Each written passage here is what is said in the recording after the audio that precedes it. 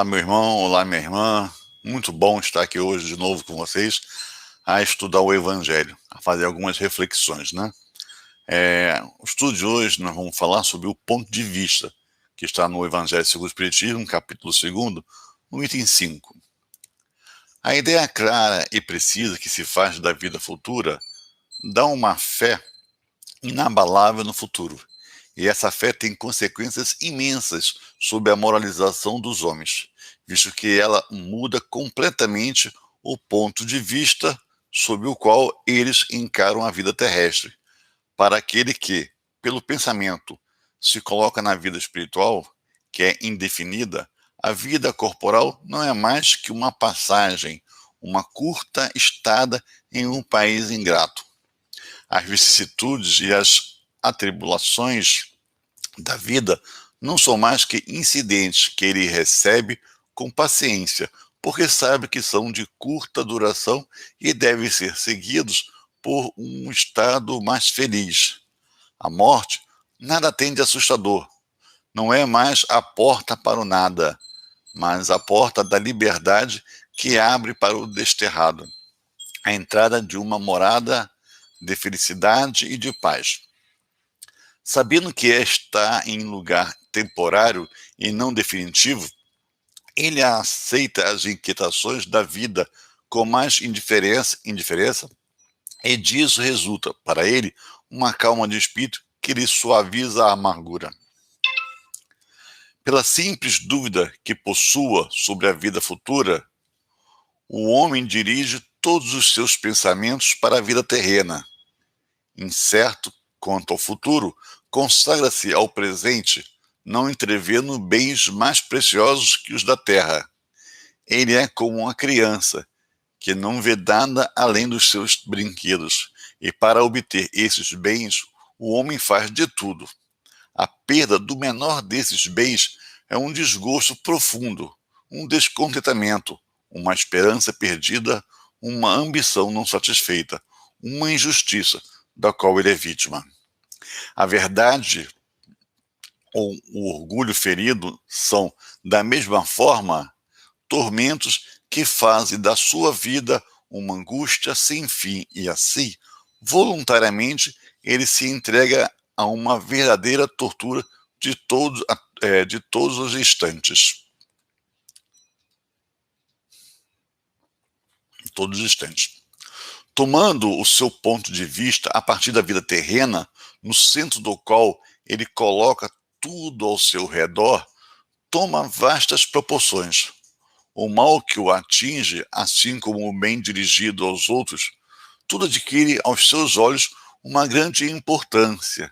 O mesmo ocorre àquele que está dentro de uma cidade, tudo lhe parece grande. Os homens que estão em altas posições, assim como os monumentos, porém, tão logo ele alcance o alto de uma montanha, homens e coisas vão lhe parecer bem pequenos. Assim acontece com aquele que encara a vida terrestre do ponto de vista da vida futura. A humanidade, como as estrelas do firmamento, se perde na imensidão.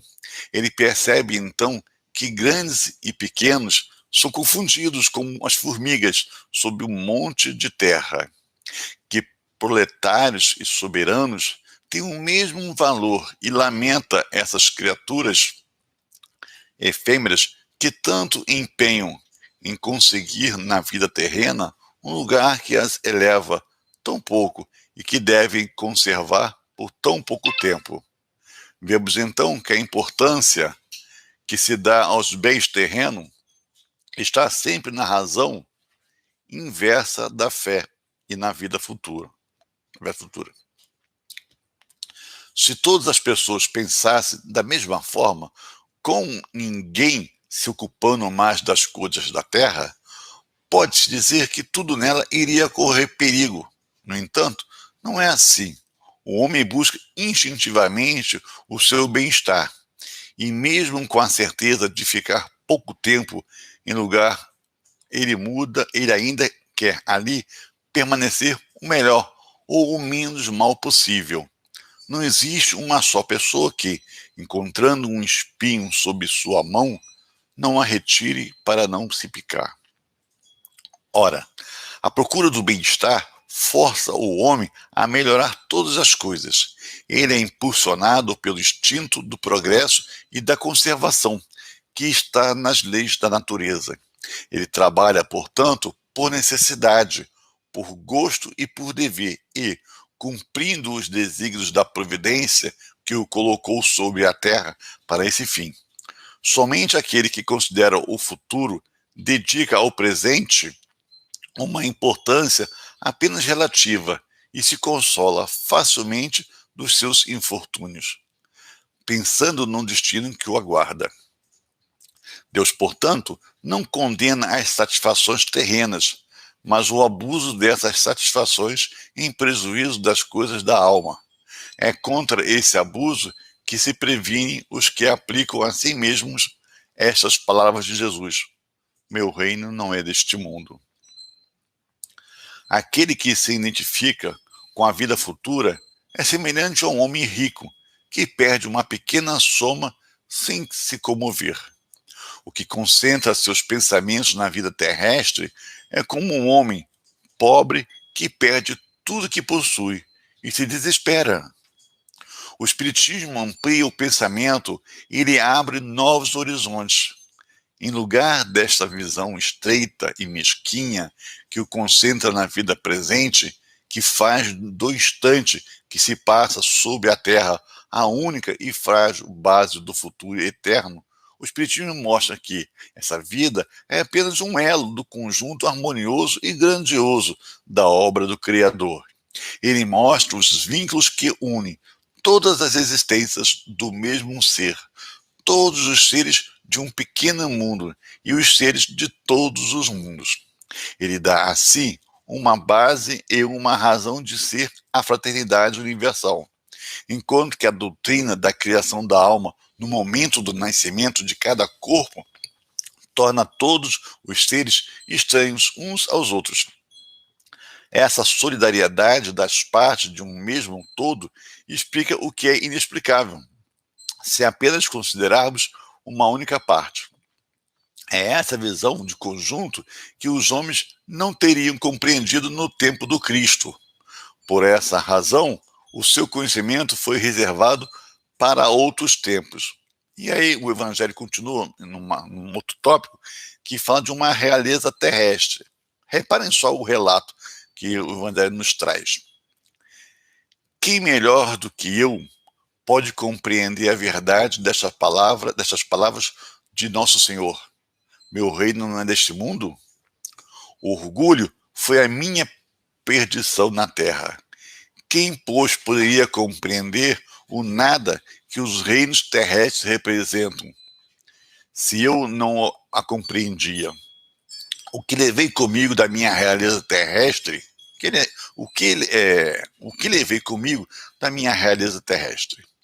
Nada, absolutamente nada. E como para tornar a lição mais terrível, a realeza não me seguiu até o túmulo. Rainha era eu entre os homens. Rainha eu acreditava entrar no reino dos céus. Que desilusão! Que humilhação quando, em lugar de ser recebida como soberana, eu vi, acima de mim, mas bem acima, homens que eu considerava insignificantes e que desprezava, porque não tinham sangue nobre. Oh, nesse momento compreendi a inutilidade das honras e das grandezas que se buscam com tanta avidez sobre a terra. Para se preparar um lugar no reino dos céus, é preciso abnegação, humildade, caridade em toda a sua perfeita prática e benevolência para todos. Não se pergunta o que somos, qual a posição que ocupamos, mas o bem que fizemos, as lágrimas que enxugamos. Ó Jesus, disseste que teu reino não é deste mundo, pois é preciso sofrer para chegar ao céu, e os degraus do trono não nos aproximam dele. São os caminhos mais penosos da vida que nos conduzem a ele. Procuremos, pois, o caminho entre as dificuldades e os espinhos, e não entre as flores. Os homens correm em busca dos bens terrenos, como se pudesse guardá-los para sempre. Mas aqui não há mais ilusões e eles logo se apercebem de que se apoderaram apenas de uma sombra e negligenciaram os únicos bens sólidos e duráveis, os únicos que lhes seriam proveitosos na morada celeste, os únicos que poderiam dar entrada a essa morada. Tenham piedade daqueles que não ganharam o reino dos céus e ajudem-nos com suas preces, porque a prece aproxima o homem do Altíssimo, é o traço de união entre o céu e a terra. Não esqueçam, uma rainha de França, Havre, 1863. Então aqui trouxemos no Evangelho um relato de um espírito que aqui, quando esteve na Terra, foi uma rainha, sangue nobre, poderes, tanto tinha tudo ao seu alcance. Todos estavam aqui para servir. E aí entra para nós o tema do estudo de hoje, que é a questão do ponto de vista. Não é isso? Qual o nosso ponto de vista que aqui estamos? Quais são os valores, os bens a ser alcançados? Se nós entendemos do ponto de vista da vida terrena, da vida material, como sendo a única coisa que importa, porque nós não acreditamos na vida futura, ela não existe, ou pelo menos temos as nossas dúvidas sobre ela, sobre a sua existência. E se assim pensamos, se assim sentimos, com fé, o que fazer da nossa vida? Quais são os objetivos? O que devemos trabalhar, perseguir para conquistar? Senão, aquilo que nós vemos, aquilo que nós tocamos, aquilo que nós conhecemos, que são as coisas que aqui estão na Terra. Então, queremos uma casa boa, na beira da praia, né? Queremos até duas, uma para o seu trabalho e uma para o lazer. Queremos um melhor carro, mais caro, com mais sofisticação, bobear até dois, né? Bobear outros, um para cada um na casa, mas não vamos compartilhar o carro.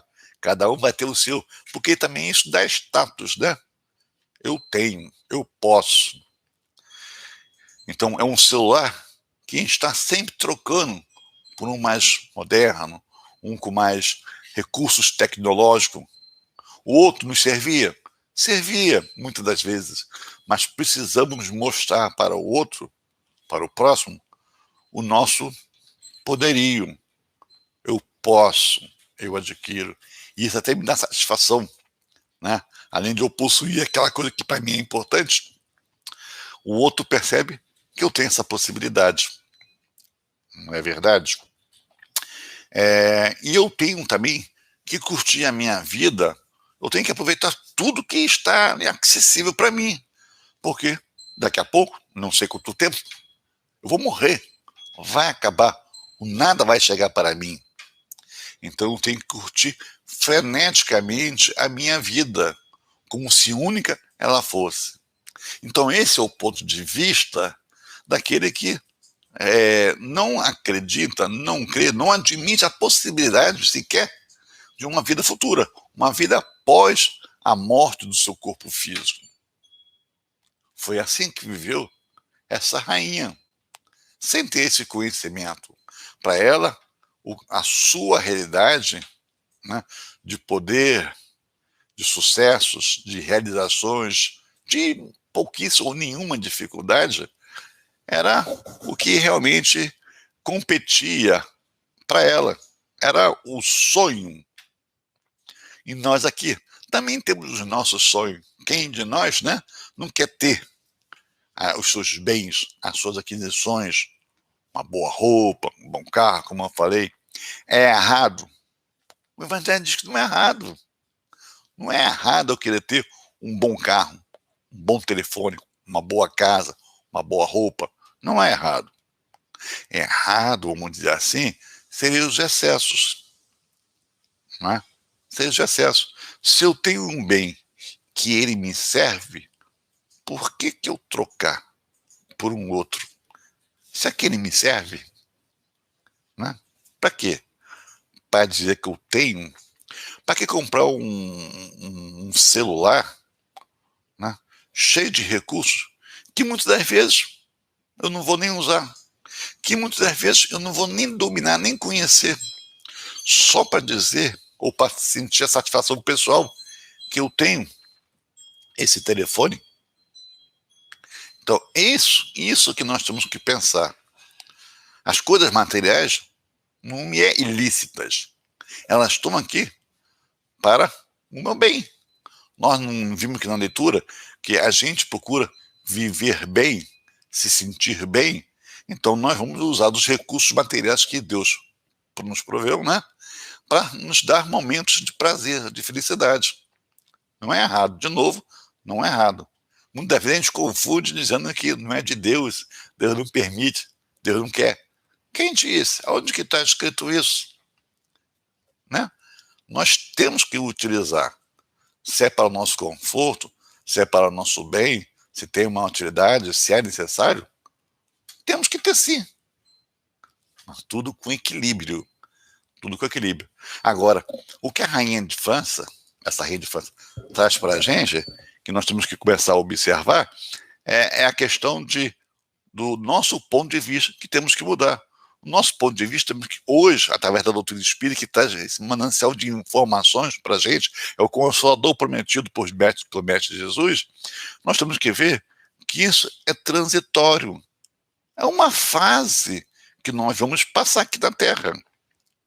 Então, nós estamos aqui para aprender, para testemunhar aquilo que Jesus nos passou, para servir, para amar.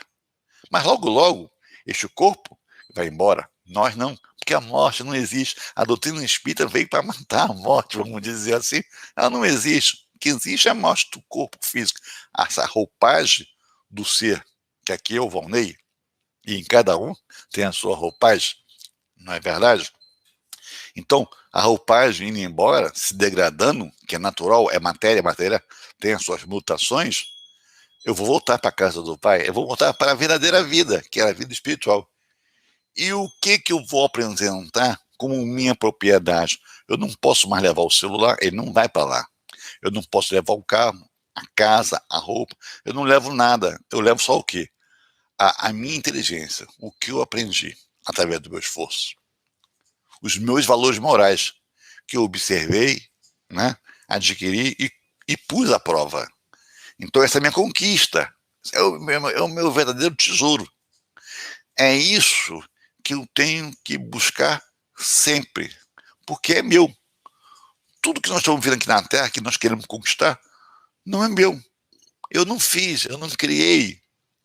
É de Deus que nos foi confiado. Nos foi permitido ter uma casa.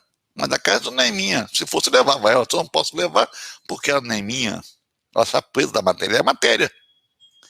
Não é verdade? Que eu adquiri para o meu conforto, para o meu bem-estar, para a minha proteção às intempéries do tempo.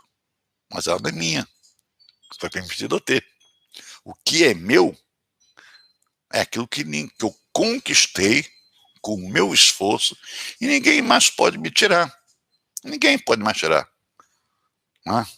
Eu ser uma pessoa branda, uma pessoa sábia, uma pessoa amorosa, uma pessoa compreensiva, uma pessoa que procura entender a dificuldade do outro ao invés de reclamar, entender que o outro, assim como eu, está nessa luta da construção do homem do bem, de bem. Né? Queremos seguir o Mestre Jesus, ele diz que é o nosso guia, nosso modelo. Então, eu quero ser que nem ele. Então, essas dificuldades que acontecem não é castigo de Deus, são exercícios que Deus me oferece para eu aprender, né? Mostrar o que eu já consegui entender, mostrar para mim mesmo o que está difícil para mim, né? Perdoar um irmão que me ofendeu, eu não consigo. Então, essas dificuldades, mas caramba, eu preciso mudar em mim, porque Jesus perdoou. Jesus nem se ofendeu. Ele é um modelo, tem que ser que nem ele. Mas não consigo ainda perdoar o meu irmão que me ofendeu. É isso, gente. Então, O que fica para nós, diante dessa leitura, diante do testemunho dessa rainha de França, é nós nos colocarmos com relação a qual é o nosso ponto de vista. Qual é o nosso ponto de vista? Nós entendemos que a nossa vida terrena aqui, ela é passageira, ela é momentânea, e ela nos foi presenteada para que nós possamos aprender, a praticar, a vivenciar, a demonstrar, a dar esse testemunho do quanto o Evangelho do Senhor Jesus nós já conseguimos incorporar nos nossos procedimentos. Então fica aí a reflexão. Fica aí a reflexão para cada um de nós. E eu me incluo, com certeza. Né? Me incluo com certeza. Não estou numa situação privilegiada. Muito pelo contrário. Porque aqui eu estou a chamar vocês, a cada um, para essa reflexão do estudo do Evangelho. E então é um compromisso que eu estou tendo de estudar, de refletir, de questionar as minhas colocações, as minhas posições e fazer essa comparação com o modelo nosso Senhor Jesus Cristo. Então, é este apelo que eu faço a todos. Vamos nos comparar com o modelo, o nosso Senhor Jesus Cristo. O que eu já consigo copiar?